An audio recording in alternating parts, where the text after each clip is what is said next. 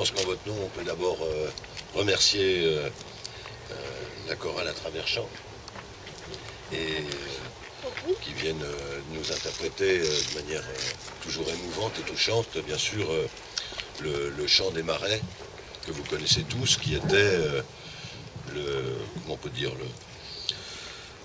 qui était chanté par les soldats du marécage. Je cherche une formule. Voilà. Et si nous sommes réunis aujourd'hui, c'est pour inaugurer cette allée Juliette Dubois. Juliette Dubois nous a quittés en 1990. Maurice Dubois, son neveu, seul petit enfant Dubois, ayant vécu toute sa vie à Dijon, seul petit enfant ayant vécu toute sa vie à Dijon. Je rappelle qu'il a été pendant 30 ans directeur d'études à l'ancienne école normale. Et puis, ça doit être dans la famille quelque chose qui se répercute comme ça, chargé de cours de psycho à la fac de lettres, etc. Il s'est fait pendant 20 ans, on peut le dire, le porte-parole de nombreux Dijonnais pour obtenir une dénomination de rue. Régulièrement, Maurice Dubois a rappelé à la municipalité que l'action de Juliette avait été honorée à Nanterre et que Dijon n'avait rien fait, et que Dijon se devait de faire quelque chose. Cela a été long, comme vous me l'avez écrit, mais nous pouvons enfin, avec plaisir, entre autres, nous pouvons enfin aussi faire plaisir, faire plaisir à l'ancienne épicière de la rue des Moulins. Elle est là-bas, je le pense, Gisèle Fatelet, qui évoquait... C'est Charlotte Miel. C'est Charlotte Miel que j'ai salué tout à l'heure. Le conseil municipal a donc décidé dans sa séance du 10 novembre 2011, à l'unanimité, il faut le constater, de dénommer la voie numéro 10 tenant rue Angélique du Coudray et aboutissant allée Jean Marais, voilà, de l'écoquartier Hyacinthe Vincent, Pierre Pévétiche porte pour nous, eh bien, allée Juliette Dubois. Alors, Juliette Dubois, elle est née le 11 novembre 1911, à Dijon. Et elle est décédée le 21 décembre 1990. Donc il convient de retracer sa vie, son histoire, parce qu'elle se mélange, elle se confond avec l'histoire de notre pays. Pupille de la nation, sa mère mourut en 1919 et son père en 1933, est né d'une famille de 5 enfants.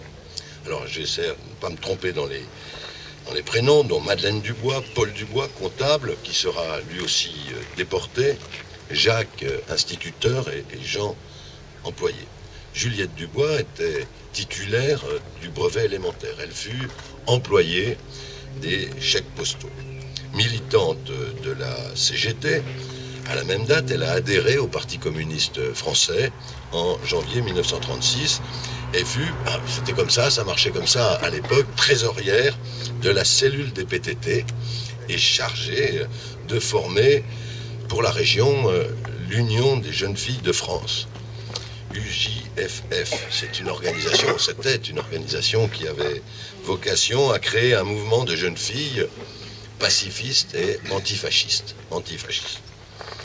Le 26 décembre 1936, elle assiste au premier congrès de l'UJFF. Et en 1937, elle dirigeait le groupe de la Côte d'Or et fut déléguée de ce département au comité national de l'UJFF. À partir de 1938, elle siégea au bureau régional du Parti communiste et à partir de 1939 fut membre du comité national de l'UJFF. Élève de l'école nationale de cette union en mai 1939, elle fut proposée, et ça fonctionnait comme cela à l'époque, bien sûr, pour suivre des écoles qui étaient célèbres, qui le sont moins aujourd'hui, mais qui formaient des militants. L'école centrale de 6 mois du Parti communiste. Et puis elle ne peut pas le faire parce qu'en septembre 1939, eh bien, tout le monde a compris, la déclaration de guerre en décida autrement. Arrêtée peu de temps après, le 6 septembre 1939, à la suite d'une perquisition qui a été opérée à son domicile, où elle avait deviné des tracts du Parti communiste sur le pacte germano-soviétique. Elle fut relâchée 48 jours plus tard et participa aussitôt à la constitution ou à la reconstitution de cellules clandestines, cette fois-ci de cellules communistes clandestines, au travail dans les casernes et chez les femmes. La direction régionale était alors composée de Jean Creux, qui fut fusillé et qui a une rue à Dijon, de Marcel Chalon, de Jean Marron, de Jean Thibault. Tous les trois sont morts dans les camps. Tous les trois sont morts dans les camps. Et de Jean Perruet, qui, prisonnier de guerre, rapatrié, fut le seul survivant avec elle. Juliette Dubois milita en Côte d'Or sous sa véritable identité jusqu'en juin 40, puis toujours sous son nom en Saône-et-Loire et dans l'Yonne jusqu'en avril 41, avant d'être chargée par Daniel Casanova du travail des femmes en zone occupée, sous un nom bien sûr qui fut un nom, aidez-moi, je cherche, d'emprunt, mais c'est plus que d'emprunt, enfin bon, un surnom, enfin bon, j'ai connu ça aussi dans ma jeunesse, le nom de Marguerite, jusqu'en août 41, puis en zone libre sous le nom de Madeleine, jusqu'en novembre 41, date de son arrestation. Le 5 mai 1942, elle fut condamnée à la réclusion à perpétuité par le tribunal de Montluc. Le représentant du ministère public avait déclaré à l'époque, on a retrouvé cela, qu'elle occupait dans l'entreprise de reconstruction du Parti communiste en zone libre un emploi digne de son intelligence, de son instruction, et que c'était une femme dangereuse parce que illuminée et combative. Et il espère que dans peu de temps, elle sera libre pour pouvoir vaquer à sa besogne antinationale et démoralisatrice, à classer en deuxième catégorie, à savoir incorrigible. Elle connut plusieurs prisons en France, puis fut déportée le 30 mai 1944 à Ravensbrück. Maurice Dubois, son neveu, se souvient du retour de Juliette du camp de Ravensbrück, squelette de 33 kilos, et en 1950-1951, un autre de ses souvenirs, Juliette représentait à Berlin les déportées françaises auprès de la Fédération internationale des femmes.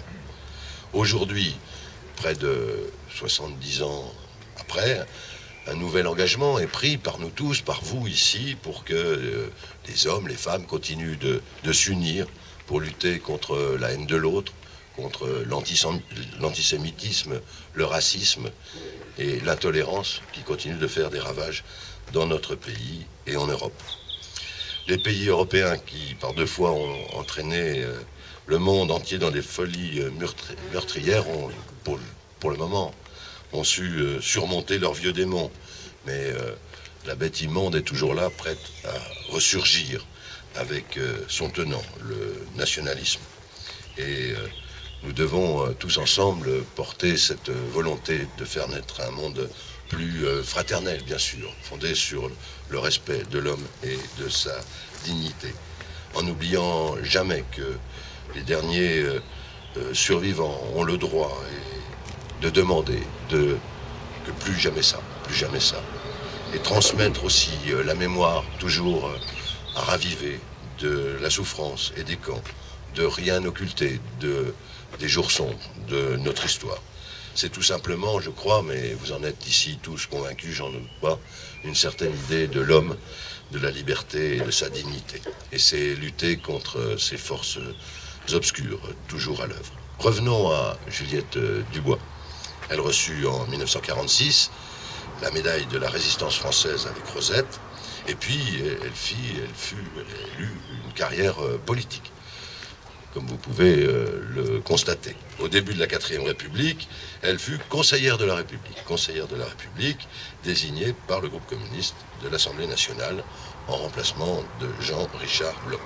Elle a dirigé la liste d'Union républicaine et résistante aux élections de 1946, et elle figura sur cette liste encore en novembre 1946 et en juin 1951. Elle était alors secrétaire, ma chère Isabelle, de la Fédération de la Côte d'Or du Parti communiste français. le Parti communiste lui fit suivre une nouvelle école centrale de 4 mois, à l'époque, entre 48 et 49.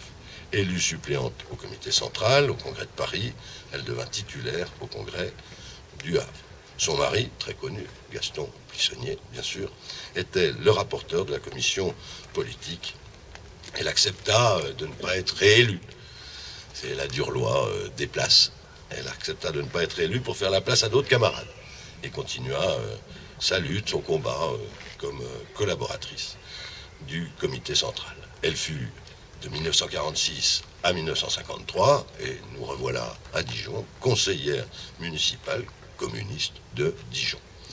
Conseillère municipale de Dijon, membre du Parti communiste.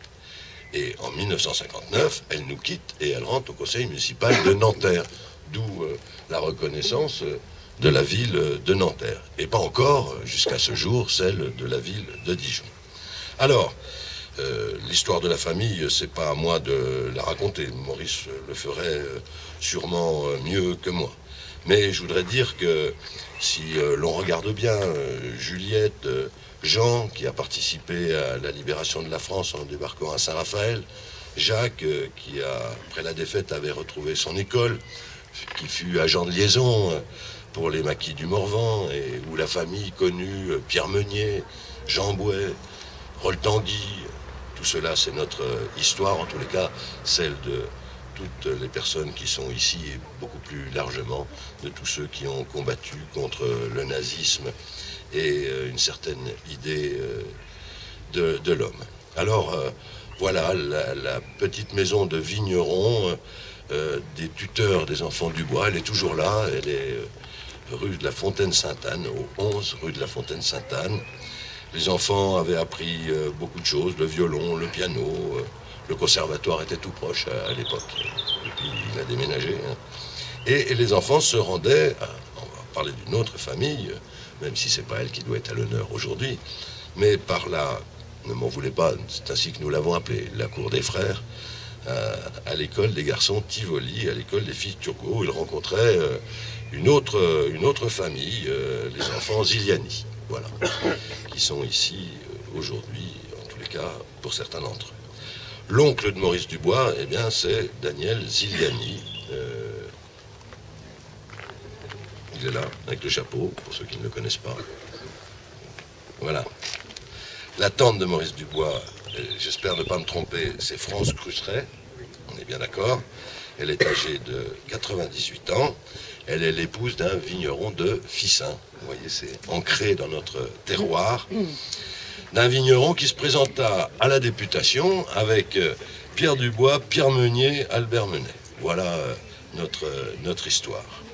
Et donc, montée à Paris, Juliette a épousé Gaston Plissonnier, et le fils, Pierre, est présent à nos côtés ce matin. Voilà. Faut sauver le personnel d'Air France. Hein. Bon, d'accord. Voilà. Des liens très anciens, fraternels et affectifs ont uni, je crois, Marcel Arbelot et Juliette Dubois, dans le militantisme, bien sûr, au sein du Parti communiste français, dont elle était secrétaire fédérale, quand eh bien, Marcel a été élu membre, lui, du secrétariat fédéral en 1949. Et donc, nous sommes aujourd'hui très heureux d'honorer et de donner le nom de Juliette Dubois à cette allée dans ce magnifique parc et cette éco-cité de l'ancien hôpital militaire. Voilà pourquoi nous sommes réunis, mesdames, messieurs, et je vais céder la parole à Marcel Arbelot. Merci.